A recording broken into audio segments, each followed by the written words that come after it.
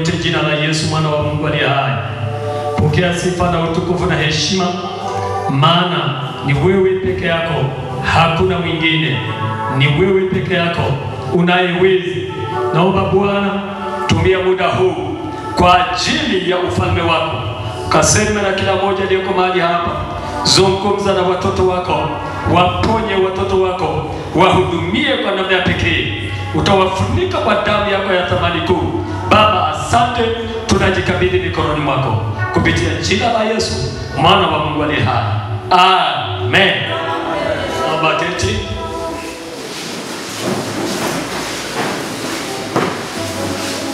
Leo ninao ujumbe unaosema uwe na msukumo wa kumtumikia Mungu au kumtolea Mungu. Uwe na msukumo wa kumtolea Mungu au kumtumikia Mungu vile. Lakini nimeweka namna hiyo, msukumo wa kumtolea Mungu. Kumtolea Mungu ni jambo la rohoni. Utoaji ni ibada. Sadaka ni ibada. Chochote kinachofanyika ukishazungumzia kumtolea Mungu ni ibada. Na ukitaka kujua kwamba kumtolea Mungu ni ibada, duniani moja ya majengo makubwa, kati ya majengo makubwa ni majengo ya makanisa. Ni majengo makubwa. Lakini hakuna mgambo waliotumwa kwenda kusanya mchango kwa ajili ya ujenzi wa kanisa hata siku moja. Lakini watu wanafanya kwa hiari yao kwa sababu ni ibada kwa Mungu wao. Serikali inapofanya ujenzi katika mazingira mbalimbali, utashangaa siku ya operation ya kusanya mchango inatangazwa na migambo inasambazwa, lakini sio kanisani, kwa sababu utoaji wa kanisani ni ibada. Tusome katika kitabu cha Luka, sura ni ile ya 12 kuanzia mstari ule wa 31 mpaka 33. Luka 12 mstari wa 31 hadi wa 33. Neno la Mungu nasema, bali utafuteni ufalme wa Mungu na hayo mtaongezewa. Msiogope enyi kundi dogo, kwa kuwa Baba yenu ameona vema kuwapa ule ufalme. Mstari wa 35. Jiuzeni vyote mlivyo navyo mkatoe sadaka. Jifanyieni mifuko isiyochakaa, akiba isiyopungua katika mbingu, mahali pasipokaribiwa na mwizi wala nondo kuharibu. Hili ndio andiko letu la msingi. Yesu hapa ametisha, anawaambia wale watu ambao wamemfuata wauze walivyo navyo wakatoe sadaka. Watu watakaposikia namna hii, masikio yanawasha. Unaenda kuuza ulivyo navyo ukatoe sadaka, wakati mwenzako anawaza kucheche alivyo navyo atoe sadaka. Muulize mwenzako, wewe ni yule wa kucheche ulivyo navyo utoe sadaka au ni yule wa kuuza ulivyo navyo utoe sadaka?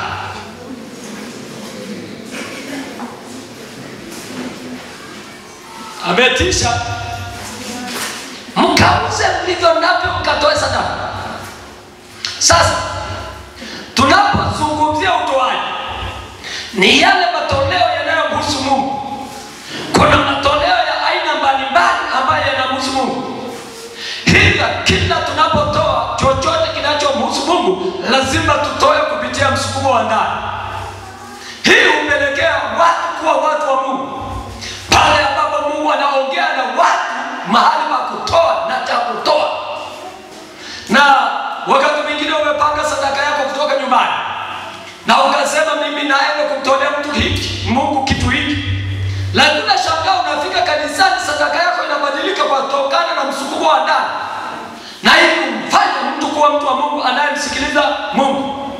Mara nyingi jambo hili ni jambo gumu. Watu hupambana na vitu vya aina hiyo. Mungu anapotaka watu watoe sadaka, anazungumza na watu. Hatutoi sadaka kwa Mungu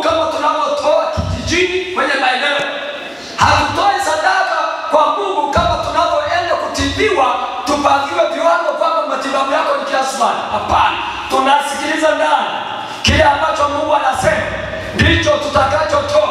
Kile ambacho Mungu atatuambia ndicho tutakachofanya.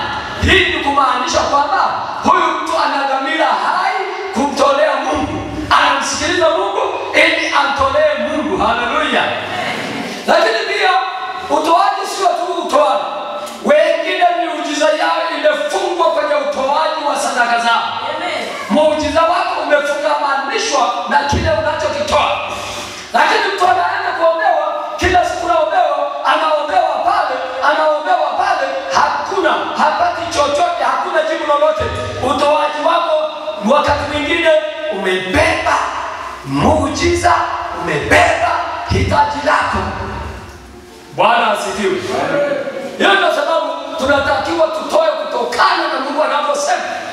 Lakini je, ni watu wangapi wenye uwezo wa kusikia kile ambacho Mungu anasema? Ni watu wangapi wenye masikio ya kusikia kile ambacho Mungu anasema? Wakati mwingine Yesu akihubiri anasema na mwenye sikio asikie. Mwenye masikio na asikie. Hivi una masikio? Una masikio ya kusikia? Najua wengine unaweza kuambia wewe una masikio kabisa haya akafanya mbona ni nani? Lakini kuna masikio ya ndani ambao Mungu huwasiliana na watu. Ndio sababu Yesu anasema mwenye masikio nasikia. Lakini kwa habari ya utoaji, mara nyingi watu wanabaki na masikio haya.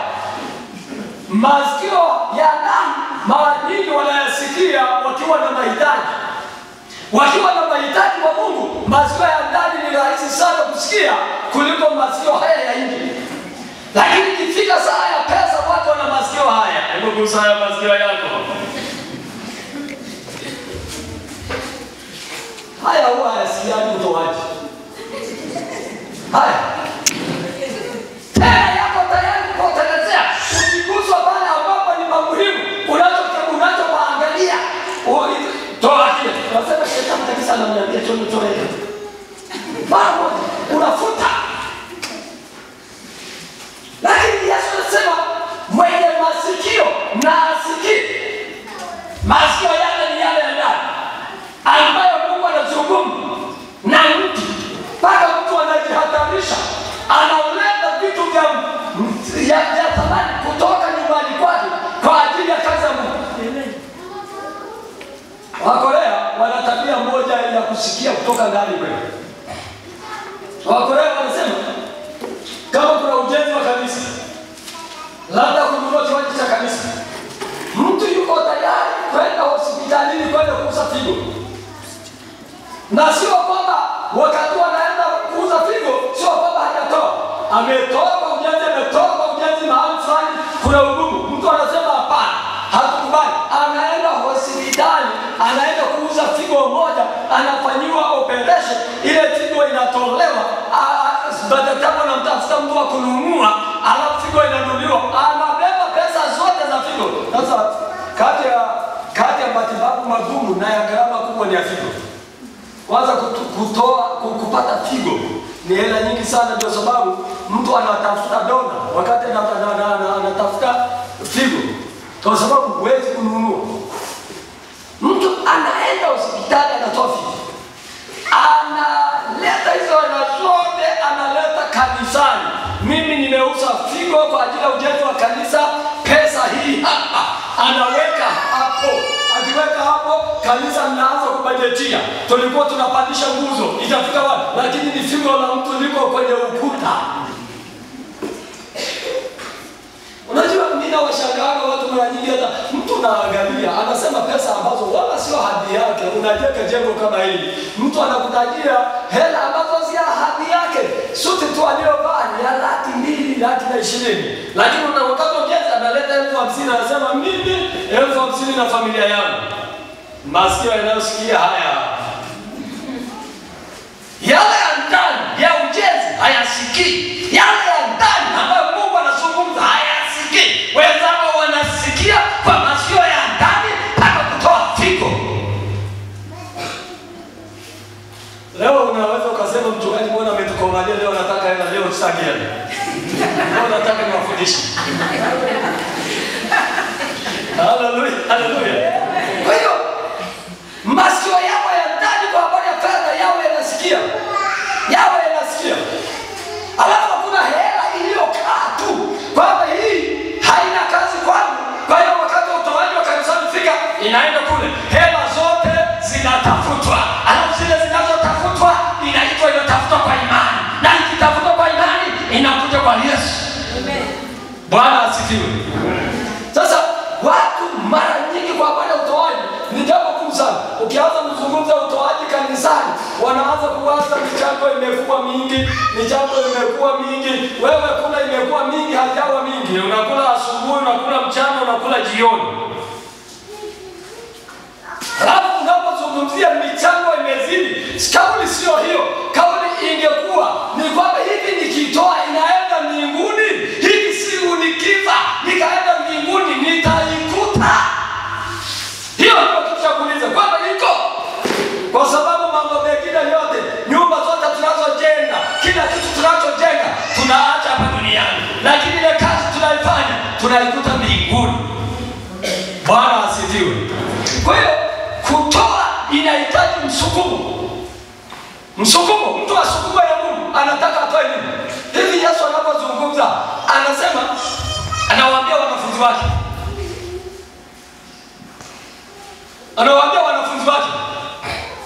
mstari wa 33, viuzeni mlivyo navyo mkatoe sadaka, jifanyieni mifuko isiyochakaa, akiba isiyopungua katika mbingu, mahali pasipokaribia mwizi wala nondo. Yaani ukitoa kwa Mungu unajiwekea akiba isiyopungua, lakini pia umeweka mahali salama. Ukienda wakati mwingine unasikia kabisa benki imeibiwa, wakati mwingine unasema nyumba ya mtu imevunjwa, wakati mwingine unasikia yule tajiri kila kitu ameuawa na vitu vimeenda. Lakini hizi ni akili za dunia. Anasema mkiweka mbinguni hela zenu, mtakuwa na akiba isiyopungua. Alafu mwizi haendi, alafu nondo wala wanaoharibu hawaendi, wala rasti inayokula shilingi zenu. Naona shilingi 100 zimeharibika wakati mwingine wanazikataa wenyewe. Hasipo kule mbinguni tukiwekeza na tukawekeza, tunapita siku moja. Hivi hao watu wasiojua kutoa na wanaokwepa kutoa wana mpango wa kwenda mbinguni kweli? Muulize mwenzako, una mpango wa kwenda mbinguni kweli? Muulize leo umetoa sadaka shilingi ngapi? Mwambie hiyo 100, hiyo 500 mbinguni ni akiba. Hii una mpango wa kwenda mbinguni kweli? Muulize tena, mwambie una mpango wa kwenda mbinguni kweli wewe? Hivi kweli kama tuna mpango wa kwenda mbinguni, kwa nini tusiwekeze kule? Kwa nini isiwe iwe shida kuwekeza kule? Yesu anasema uzeni ndivyo navyo mkatoe sadaka, anakujiwekea hazina mbinguni, na hali ambapo nondo hawapo, na hali ambapo uwezi hawapo, na hali ambapo uharibifu haupo. Hakuna mahali pengine pa kuwekeza bidhaa, ni kwenye udongo mzuri wa shamba la Mungu. Shamba la Mungu. Ujui kutoa? Sahau Mungu. Sasa hivi mimi nakumbuka, mimi naangalia kalenda. Wiki ijayo ni idara ya wanaume. Ni wiki ya idara ya wanaume. Sasa viongozi wa wanaume, watu ambao hawaendi mbinguni, msiwalazimishe kwenye vitu vyenu. Kwamba tutoe kama haendi mbinguni, sasa mnawalazimisha. Na yeye anajua haendi. Maana wanaotoa wanawekeza kule.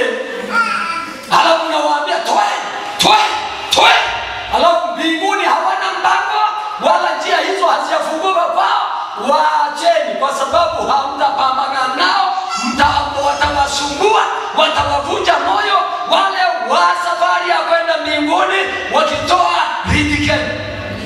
Bwana asifiwe. Na ni idara yenye kelele kweli kweli. Na utasikia kuanzia leo kelele mpaka kesho. Mpaka Jumapili kipita kelele itapoa.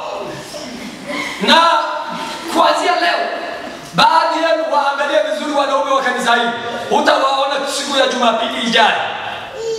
Paka hiyo ipite. Kwamba hawaendi mbinguni, na kwa sababu hawaendi mbinguni, kwa nini watoe vitu vyao? Wanaume wanaokwenda mbinguni nipungieni. Wewe wacha mara moja. Punga wanaume wanaokwenda, hebu angalieni, halafu jiangalieni. Jiangalieni. Na baadaye utaona kama anaenda au haendi. Vitu vingine ni msukumo, ndio sababu nazungumza msukumo. Na nyinyi viongozi muelewe kwa ule msukumo utasababisha yule mtu atasema mimi nitatoa, mchungaji wangu apate zawadi nzuri, mama ananiombea. Hivi mtu anasema mimi sitoi. Kwa nini? Mwingine anataka kula, mimi nataka kula. Mimi nataka hivi. Sherehe tukitaka tunaweka siku yoyote. Lakini Yesu akawaambia wanafunzi siku zote hamnani. Hiyo wiki yote ni mara moja, kula ya siku moja ikusaidii kitu. Bwana Yesu asifiwe. Ni sawa kula, lakini angalia unafanya nini kwa ajili ya ufalme. Chakula kwa tumbo, tumbo kwa chakula. Jamani, tuko pamoja? Niongeze niache? Sikiliza. Kati ya watu wanaotakiwa wapone ni wanaume. Wanaume wakikubali kuna kitu watashindwa. Hivi kweli unapojenga nyumba yako unasaidiwa na nani? Unajenga nyumba kubwa room 7 na kila kitu, lakini kila mtu anajenga nyumba yake mwenyewe. Ikifika mahali tunashikamana tunashindwa. Hii ni nini kama sio ugonjwa? Sema tupone. Sasa leo mpone kwa jina la Yesu mwana wa Mungu aliye hai. Ila wale wasioenda mbinguni na wamejiandika kwamba hawaendi mbinguni, msiwalazimishe kwa sababu hawaendi. Kifika watu fulani utasikia sauti zingine ni za nini sijui, kwa sababu tu anajua haendi. Kwa nini awekeze kule? Wengine wana familia spirit. Family spirit imewafunga. Kuna family spirit ambayo kazi yake ni kupokea, haijui kutoa. Halafu kwa sababu haijui kutoa, inajua kupokea, ile familia inabaki maskini kuanzia babu mzaa baba mpaka inakuja kwako. Kama hujui kutoa, andika umaskini wa familia yako ni wa kudumu. Umaskini hauvunjwi kwa maombi. Kama umaskini ungekuwa unavunjwa kwa maombi, Wapentekoste wote ni matajiri. Maana ni kati ya watu ambao kama ni kukemea shetani wanakemea, kama ni umaskini wanakemea, kama ni magonjwa wanakemea. Lakini nakwambia magonjwa yatatoka kwa kukemea. Umaskini hautoki kwa kukemea. Umaskini unatoka kwa kutoa. Watu watoaje ndio watakaobarikiwa. Watu watoaje ndio watakaopokea kutoka kwa Bwana. Hautoki kwa kukemea hata kidogo. Umaskini, wao toa umaskini kwa kuomba, kwa kufunga. Amna. Ile mizimu ya kweli iliyofunga familia, iliyofunga msifanikiwe, inakuwekea limitation. Na limitation utakaowekewa, kuna mipaka babu zako walikuwa nayo katika mafanikio. Na kwa sababu wana mipaka ambayo wanayo katika mafanikio, ikifika pale lile pepo linasimama. Nasema huyu anakwenda wapi? Ukoo wetu wote uko hivi. Sasa na huyu anakwenda wapi? Sasa umeokoka, uko ndani ya kanisa la TAG kwa sababu ufuati kanuni ya utajiri ya ufalme inakukumba. Ukitaka ufanikiwe, uvunje zile laana, uvunje ule umaskini, lazima ujue kutoa. Na hiyo ndio kanuni ambayo Mungu ameahidi. Haleluya. Ndio sababu Yesu akasema heri kutoa kuliko kupokea. Na tena akasemaje Yesu? Anasema kiwango kile utoacho ndicho utakachopewa, na kusukwa hadi kumwagika. Naona? Kwa hiyo ndio sababu kutoa ni moyo. Moyo wako lazima upate msukumo wa aina ya kitu cha kutoa. Wakati mwingine ujue sikubadilisha sadaka pia kutokana na Mungu anaponena na wewe hata saa ya sadaka. Wakati mwingine ujue namna ya kutoa michango kutokana na msukumo wa ndani. Msukumo wa ndani usipokaa ukikamatwa na Roho Mtakatifu utakuwa unatoa vitu feki, vitu dhaifu katika maisha yako na ubarikiwe. Nabaki na hiyo hapa. Kifika wakati wa mafungu ya 10 utoe fungu kamili ili ubarikiwe. Na sasa hivi nimeamua sasa kuleta masomo yale ya msingi, maana tumebaki kwenye maombezi na hubiri mambo ya miujiza, mambo ya kuponywa. Sasa uone hapa kwenye utoaji Mungu yupo, na leo utaona watu wataponywa. Nimehubiri utoaji, lakini ujue kwamba utoaji ni neno la Mungu. Wagonjwa bado wataponywa. Sijahubiri uponyaji, lakini wataponywa kwa sababu utoaji na ni neno la Mungu. Bwana asifiwe. Na ninyi wanafunzi ambao mnasoma, ujizoeshe pia kutoa sadaka. Ujizoeshe kutoa michango. Utashangaa Mungu atakapokupeleka mbali. Atakupeleka mbali kabisa kwa sababu umepanda katika ufalme wake. Haleluya. Amen. Unajua watu wengine kwa nini hawatoi vitu ambavyo vina thamani kwa Mungu? Moja, kwa nini hawatoi? Kwa sababu wanafikiri kwenda kanisani ni kawaida ya kutoa sadaka. Kwa hiyo mtu yoyote, kwa nini asubuhi watu wanatafuta vichenji? Watu wanatafuta vichenji kwa sababu wanajua kwenda kanisani ni kawaida ya kutoa sadaka. Kwa hiyo ni kawaida, huwezi kwenda kanisani bila kitu mkononi. La washangaa anaenda dukani na cheche anasema naenda kanisani. Mtu ni mtu mwenye heshima zake. Mtu ukimwangalia ni mkubwa, sadaka yake 1000. Ngoja nilete chombo cha sadaka hapa muone vitu mlivyotoa. Nimwage hapa kama ile ngano. Alafu kila mtu aokote ya kwake.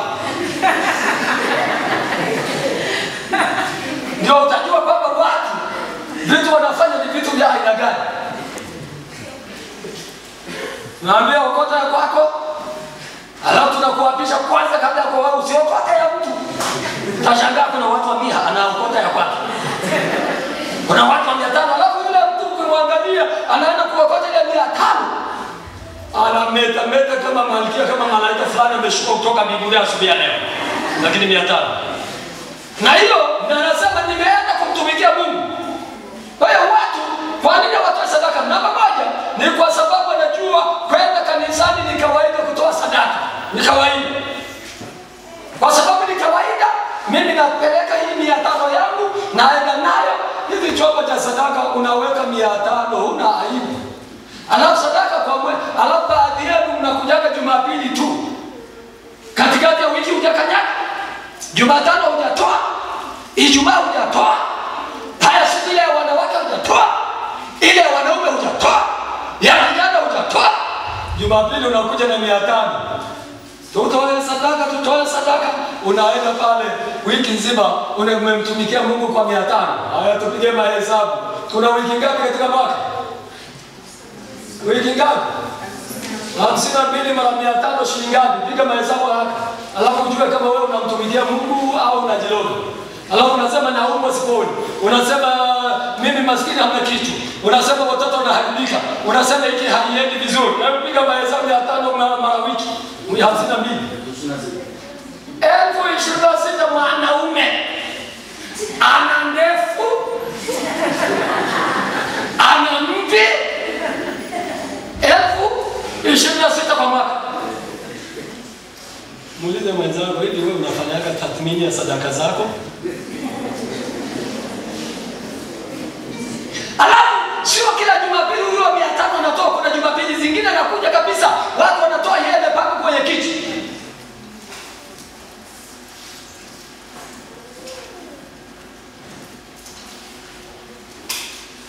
Alafu unasema mimi sibarikiwi, mimi sipati chochote, na hangaika, nikifuga kuku wanakufa, nikifuga ng'ombe wanakufa, nikifanya biashara haiendi. Lakini yule mama ambaye yuko jirani yangu anauza kuliko mimi, analeta bidhaa, anatoa, mimi niko pale. Mwenzako unajua anafanya nini kwa Mungu wake? Alafu wewe Mungu wako shilingi 500 kwa mwaka 26 unasubiri utajiri na uwe maskini kwa jina la Yesu, uwe maskini kabisa. kwa sababu unaleta laana ndani ya nyumba ya Mungu, unatuaibisha. Hutaki kubadilika. Kwa nini usiwe maskini? Utajiri unaupeleka wapi? Na huo umaskini wako. Watu wa aina hiyo ni wale ambapo hata mtoto wa mtu anakufa pale, hawezi kumsaidia kwa sababu ya umaskini ambao umeanzia rohoni.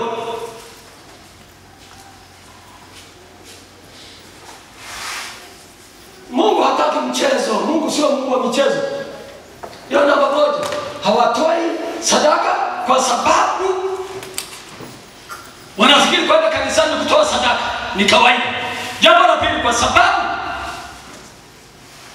wanafikiri uongozi unakazia matoleo. Kwa sababu hiyo uongozi unakazia matoleo, na mimi nipeleke mia yangu watu wanapoenda mbele na mimi niende. Kwa sababu juzi wamehubiri matoleo na mimi ni shahidi. Kuna vipindi nilikuwa nikihubiri matoleo. Watu wa mafungu ya 10 waliongezeka mpaka kuwa na bahasha mengi. Na sasa hivi tukiulizana hapa wenye bahasha sasa hivi ni wachache. Wengi wao wana bahasha na walikuwa wanatoa kwa uaminifu. Na wanamtumia Mungu, wanamtumikia Mungu kwa uaminifu. Wakati nikahubiri wiki 6 kuhusu mafungu ya 10. Nilihubiri. Na watu wakaamua kubadilika. Lakini baada ya mimi kuelekea upande mwingine tukaenda wote huko. Mimi natoa mafungu ya 10. Askofu wangu alikuja hapa. Ndio sababu Mungu huwa ananibariki.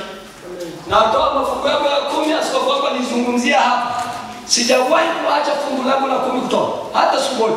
Ninajua kula fungu la 10 ni kula sumu. Lakini kwenye utoaji ambao tunautoa, mimi sijarudi nyuma hata siku moja, japo sifanyi biashara. Na askofu wangu anafahamu tunafanya vitu vikubwa. Kwenye gari lake lile la jimbo, ile gari halijachangiwa na kanisa. Tulichanga baraza la waangalizi. Tulitoa hela kubwa. Tukapata gari la askofu, baraza la waangalizi. Na tulikuwa na section 22.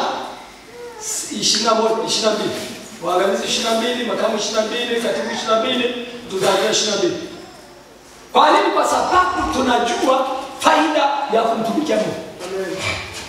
Jambo la tatu, kwa nini watu hawatoi sadaka kama inavyotakiwa au matoleo kama inavyotakiwa? Jambo la tatu ni kwa sababu tu kuogopa nikibaki kwenye kiti watu wote wataniangalia. Unafikiri kwa nini wanatoa 100? Ile 100 ni ya ili mradi nimeenda, watu wasinione nimebaki kwenye kiti. Hivi kweli tunachofanya ndio hicho? Kwamba watu wasinione, sio kumtukuza Mungu, sio ibada kweli? Kwa nini utoe 100 kwenye chombo cha sadaka? Hivi kweli wewe mtu mzima unapeleka shilingi 100 kwenye chombo cha 500 kwenye chombo cha sadaka? Haleluya. Yesu akamwambia waaguze walivyo navyo watoe sadaka. Lakini jambo la pili, namba kubwa, jambo la pili, namba ya kiroho, sadaka ni ibada. Sadaka ni ibada. Jambo la kwanza tukasema tunamtolea Mungu kwa shauku au kwa msukumo. Jambo la pili, sadaka ni ibada. Ili ujue sadaka ni ibada, unaweza kusoma Mwanzo 15 mstari wa 8 mpaka wa 14. Sadaka ni ibada. Na kuna sababu 8 za kutoa sadaka. Na upate mafanikio. Sababu ya kwanza, sadaka inanena mbele za Mungu. Kwa Kornelio, Matendo 10 mstari wa 4, sadaka inanena mbele za Mungu. Sasa kitu ambacho unakifanya mjumbe ikunenee vizuri, unatoa kitu cha hovyo wakati unataka hicho kitu kinene mbele za Mungu. Unakumbuka alichoambia Kornelio?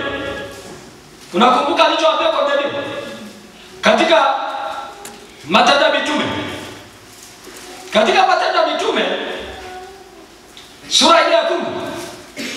Malaika yule alipotumwa, yule malaika akamwambia Kornelio, nimekuja kwa sababu sadaka yako na maombi yako imefika mbinguni. Sadaka yako imefika mbele za Mungu. Sadaka yako ina neno, ni kinywa kinywa chako mbele za Mungu. Ni wakili asiyeshindwa mbele za Mungu. Ni anayewakilisha sauti yako mbele ya kiti cha enzi. Inanena. Sadaka inasema Mungu, huyu mtumishi wako anataka hiki na hiki. Na mimi sadaka nimekuja. Sadaka ina kinywa. Sadaka inaongea. Sadaka inakuwakilisha ili Mungu akupe mahitaji yako. Kornelio aliwakilishwa na sadaka yake. Aliwakilishwa na utoaji wake. Mpaka maombi yake yanajibiwa. Ghafla kilichotokea, malaika wanashuka kutoka mbinguni. Maana sadaka inanena mbele ya kiti cha enzi. Sadaka inazungumza mbele ya kiti cha enzi. Mungu akasema malaika, nenda peleka habari. Huyu mwanangu ametoa sadaka. Kiti cha mbinguni kimejawa na manukato ya sadaka ya Kornelio. Mungu akashindwa kuvumilia. Malaika akashuka, na malaika aliposhuka akamtokea Kornelio, akaleta kile kilichotokea mbinguni, kwamba sadaka yako iko mbele ya kiti cha enzi. Sadaka yako imekuwa manukato, na nimetumwa sasa nikuletea habari ya kwamba unapaswa uokoke, na mtu wa kukusaidia ni Petro. Akaelekeza kwa Petro kwa kupitia sadaka yake. Ni kitu cha mchezo. Sadaka ni ibada. Inafanya ibada mbele za Mungu. Ukifanya ibada hapa, sadaka inaenda kufanya ibada mbele ya kiti cha enzi cha Mungu. Sasa kitu ambacho inaenda kufanya ibada alafu inaongea, wewe unaleta mchezo, unatembea na visarafu. Umaskini huo. Umeanza na umaskini kutoka huko umekuja nao mpaka hapa.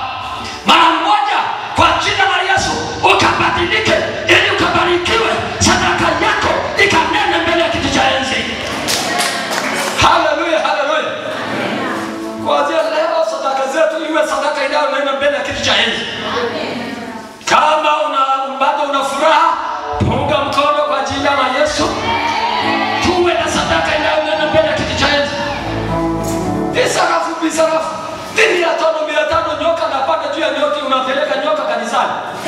Acha mara moja hiyo. Sadaka ni tembo, sadaka ni faru.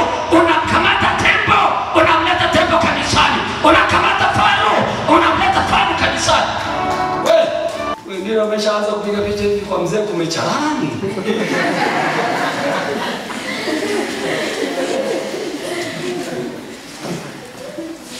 Hebu kabisa ibadilike, sadaka iwe tembo na faru. Unajua faru ni hivi? Faru ni hivi. 5,000 ndio faru. Tembo 10,000. Unaona tembo yuko pale pamoja na ile mkongwe wake.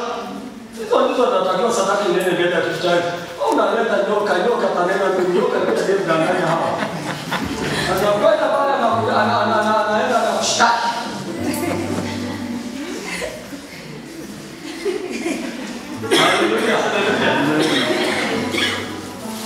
Hapo tunaongelea sadaka. Alafu utoaji wako uwe utoaji unaogusa kiti cha enzi. Unatoa kitu mpaka watu masikio yanawasha, nasema hii nani? Mimi mpokeza Isaia wakati tunajenga. Alitoa milioni 7 kwa ajili ya ujenzi. Milioni 7. Mara ameleta matofali. Tunapika tukahesabu. Mara ameleta simenti. Mara akaja paka milioni 7. Hebu tuone mwaka huu kama atakuwa maskini alafu wewe unatoa 500 kama utamshinda.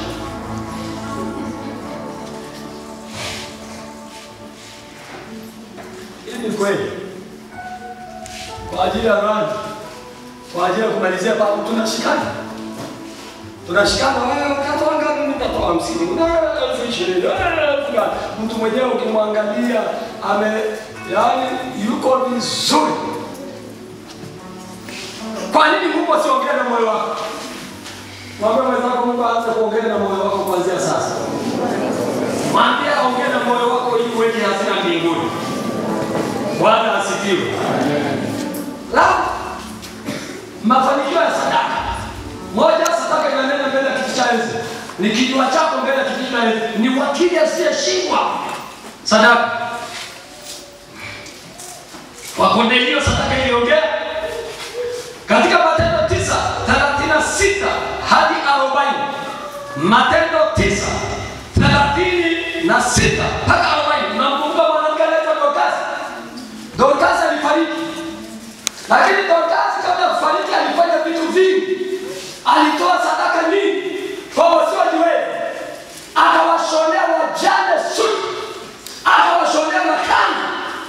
Lakini siku moja Dorcas yule akawa katikati ya wanafunzi waliookoka.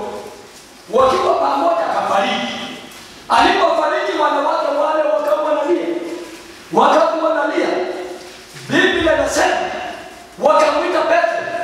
Petro alipofika, wala wanawake wanaonyesha matendo ya Dorcas. Angalia nilishonea kanzu hii, angalia nilifanyia hiki, angalia nilifanyia hiki. Huyu hapaswi kufa. Petro akawaangalia.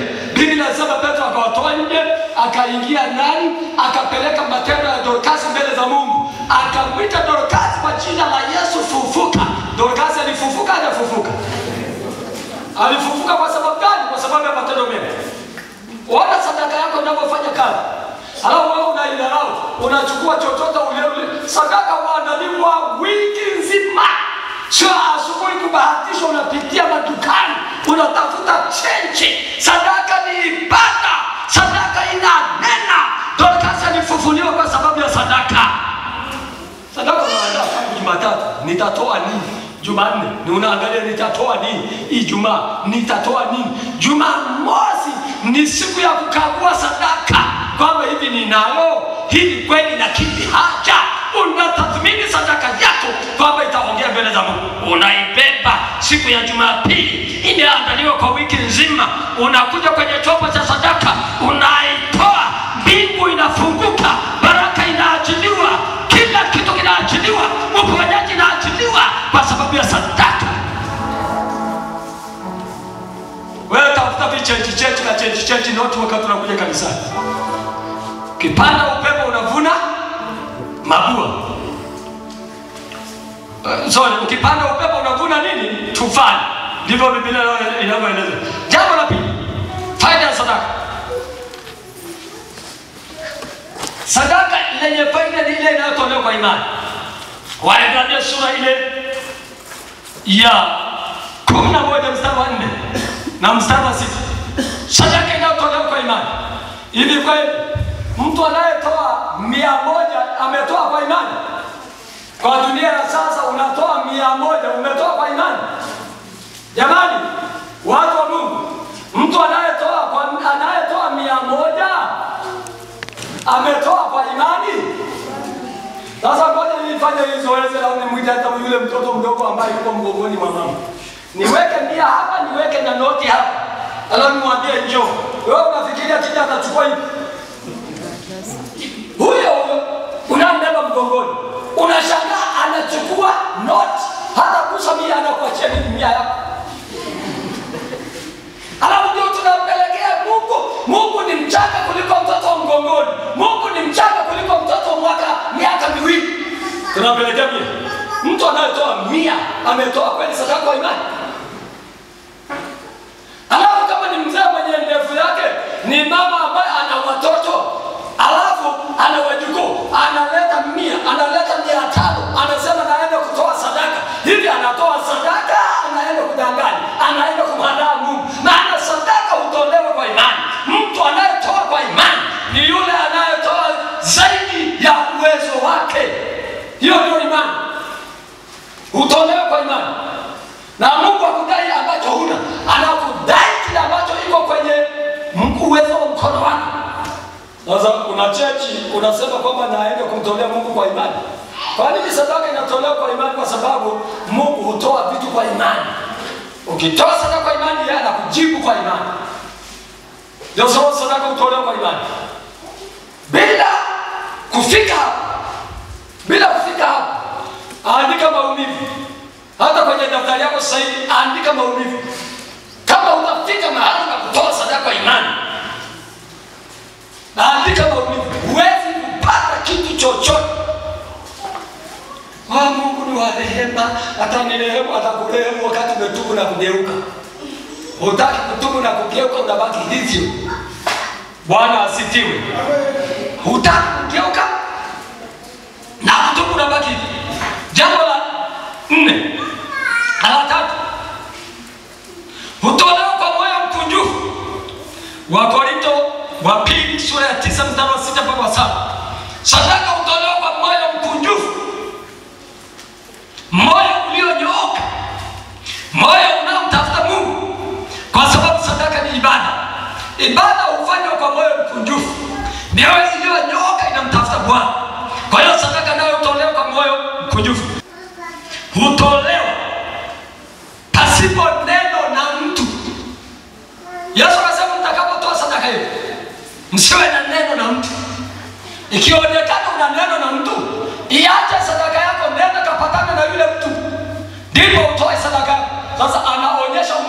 sadaka. Hebu soma ili andiko tulisoma. Soma Mathayo 5:23.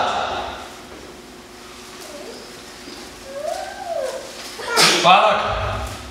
Uone umuhimu wa sadaka. Unafikiri sadaka jambo la mchezo? Utoaji wa Mungu jambo la mchezo? Sio jambo la mchezo. Nasoma. Karibu.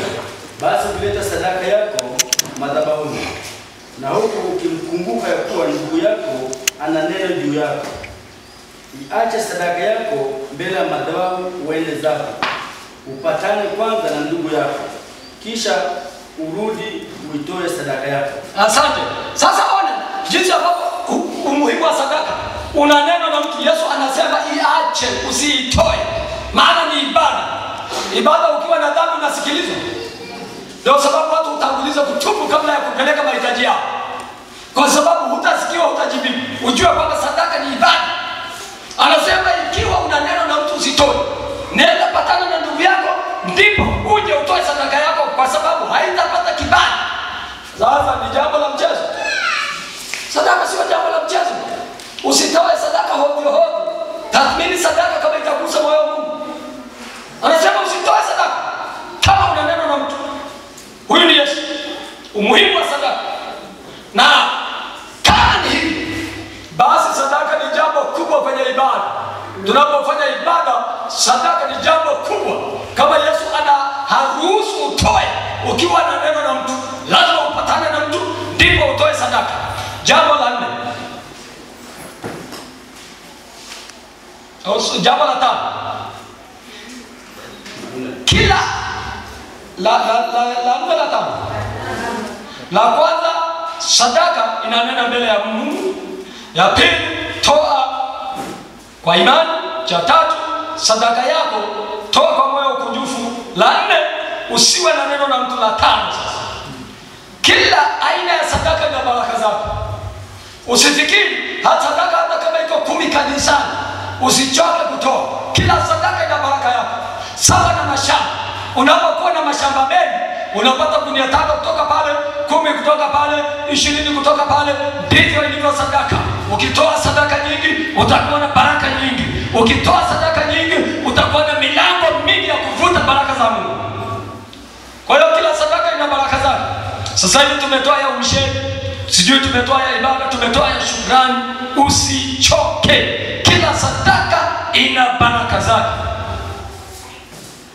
Hiyo unaipata katika Wakorintho wa pili sura ya 9 mstari wa 6.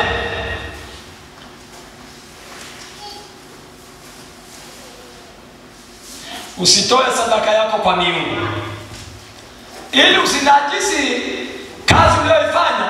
Muda mwingi usitoe sadaka yako kwa miungu. Kutoa sadaka ya miungu ni kwa namna gani? Ndugu zako wanafanya matambiko, wanakuambia na wewe uchangie.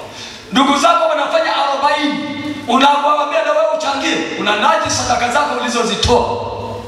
Kataa, kaa mbali nao. Usitoe sadaka zako kwa miungu. Wakati mwingine kuna sadaka za misa.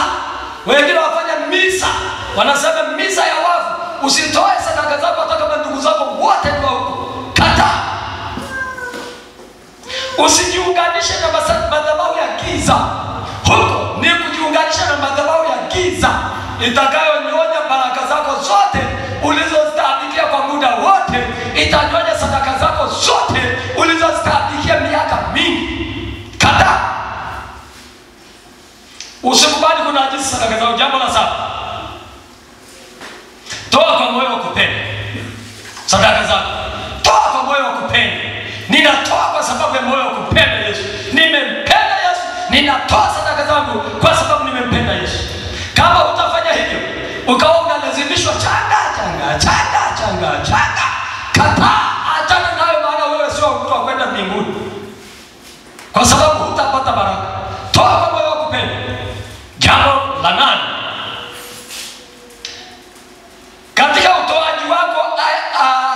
Katika utoaji wako amini ahadi za Mungu. Katika utoaji kuna ahadi nyingi za Mungu. Mungu ameahidi baraka. Sasa amini hizo ahadi unapotoa. Kulinda afya yako, kuwa na afya njema. katika Yeremia sura ya 30 mstari wa 17. Ameahidi kuwa na afya njema ukiwa unatoa. Mtu anayetoa huwa na afya njema. Na Yeremia 30 mstari wa 17.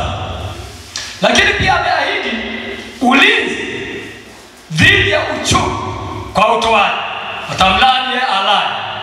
Malaki sura ya 3 mstari wa 10 mpaka wa 11. Lakini pia ameahidi ahadi ya kuwa na familia bora, kwamba utakuwa na familia bora, watoto wako watazunguka meza yako. Zaburi ya 128 ameahidi. Sasa kama mambo haya yote yapo kwa ajili yako na Mungu anataka kubariki kwa namna hiyo, kwa nini utoe sadaka dhaifu? Kwa nini utoe utoaji udhaifu? Kwa nini tutafutane? Kwa nini tuseme nani atatoa? Kwa nini tuseme wewe utatoa nini? Wewe hujui kumsikiliza Mungu, hujui kusema na Mungu. Kwa nini utoe vitu vidhaifu? Kwa nini ukatae baraka zinazokuja kwako? Kwa nini ukatae ulinzi unaokuja kwako? Maana Mungu anataka akubariki, anataka akulinde, anataka akuzingira kwa damu ya Yesu kwa kupitia sadaka yako. Sadaka yako iwe kinywa mbele ya kiti cha Yesu. Simama kwa miguu yako. Kuna mambo ya kufanya. Naomba walioko nje wote waingie sasa. Kuna mambo ya kufanya. Na haya mambo ya kufanya ni ya muhimu sana. Ni ya muhimu sana.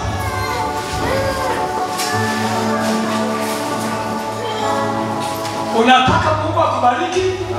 Unataka Mungu akuinue? Badilisha utoaji wako kuanzia leo. Alafu jizoeze. Usicheji hela. Jizoeze. Jizoeze. Uwe na kwa sababu kuna mtu anayefuatilia mtu akauliza umetoa nini? Ni jambo la wewe kuwa mtu mzima. Kwamba nataka nibarikiwe na Mungu. Nataka maisha yangu yabadilike. Nataka niwe mtu mwingine. Utamwona Mungu. Hakuna atakayesimama karibu na chombo hakikisha watu wametoa sawasawa au hawajatoa sawasawa. Ni wewe mwenyewe kuwa mtu mzima. Ukitaka kumwona Mungu, mwogope Mungu, tolee Mungu kile kilicho chema na yeye atakupa kilicho chema. Sasa katika hili hakuna ile salama maji. Tunaenda kutubu mbele za Mungu. Kuanzia leo tunageuka. Tunataka tukamtolee Mungu kwa viwango. Kuanzia Jumapili ijayo sarafu isionekane ndani ya kanisa hili. Kuanzia Jumapili ijayo hao nyoka wasionekane ndani ya kanisa hili. Tunaenda kubadilika. Tunataka tutolee Mungu kwa viwango. Kwa nini situbariki? Kama sadaka ndio kinywa mbele za Mungu, inanena kwa ajili yako. Kwa nini sikubariki? Kwa nini sikuinue? Basi kama unataka kukaa katika hali hiyo, hakuna atakaye kusimamia. Ni wewe na Mungu wako. Utabaki hivyo ukiona wenzako wakienda. Utabaki hivyo ukiona wenzako wakipembea. Muulize hapo. Nimetoka naye mbali.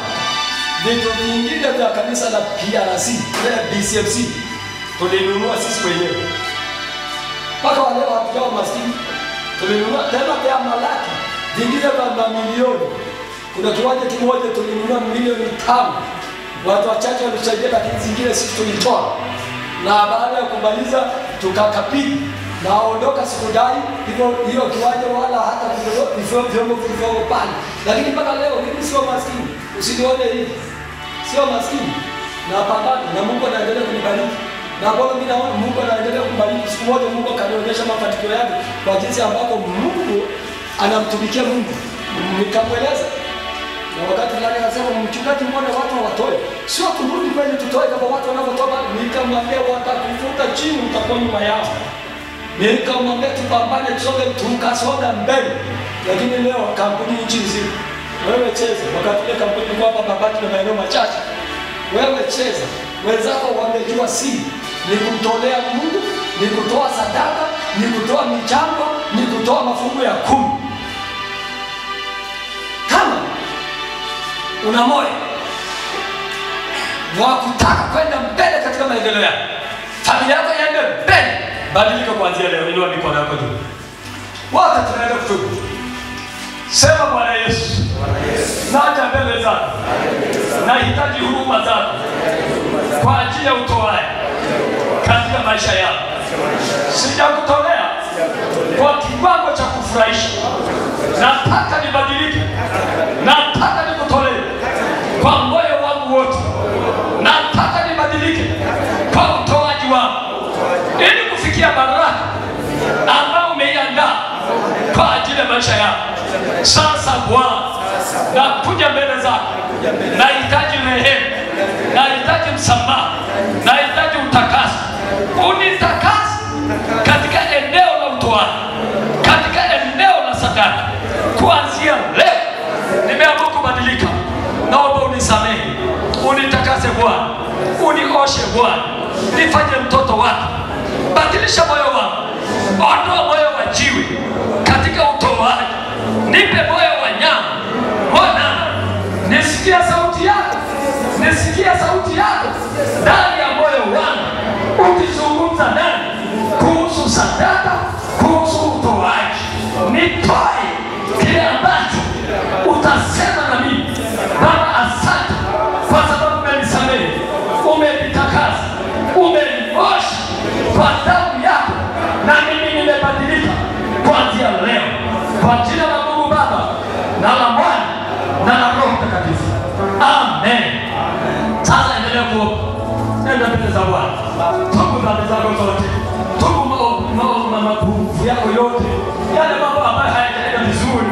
Tubu, geuka, tubu, badilika, utaona Mungu. Baba, katika jina la Yesu naomba rehema Baba, katika yale ambayo hayajaenda vizuri katika maisha yetu. Ninaiombea kanisa lako rehema na msamaha kuhusu utoaji. Bwana Yesu, wewe ni Mungu, yote ulivyo navyo ni vyetu sisi watoto wako. Tunaomba rehema sasa, tunaomba neema sasa, tunaomba neema sasa. Baba, utusamehe, Baba, ututakase, Baba, utuoshe kwa damu yako ya thamani kuu. Tusafishe, ututakase, tufanye viumbe vipya Baba ya utoaji. Tunabadilika na tumeamua kukufuata. Sema na mioyo yetu, tunaweka wazi mioyo yetu, tunaweka wazi mioyo yetu ili tupate msamaha, ili tupate msamaha. Zungumza na mioyo yetu. Ni mara ngapi tumekudhulumu? Ni mara ngapi hatujafanya vizuri? Bwana, zungumza na mioyo yetu.